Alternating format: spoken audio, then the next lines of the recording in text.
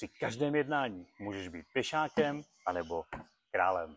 Znáš ten pocit, strach z konfliktu, obavy z odmítnutí a spoléhání se na náhodu, intuici a chabé argumenty. A nakonec přichází těžká prohra. Tohle není strategie, tohle je hazard.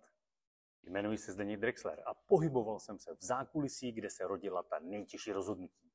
Vyjednávat mě učil bývalý šéf vyjednavačů FBI a v praxi jsem seděl u stolu s premiéry, ministry a dalšími vlivnými lídry.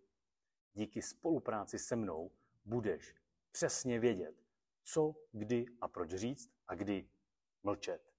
Ovládneš techniky ovlivňování, které ti otevřou dveře v práci, v obchodě i ve tvém osobním životě. Protistrana tě konečně bude respektovat. Čas jsou peníze a proto nestrácej ani minutu. Napiš mi a staň se králem vyjednávání. Přepiš svou budoucnost ve vyjednávání a přestaň být pěšákem a staň se králem.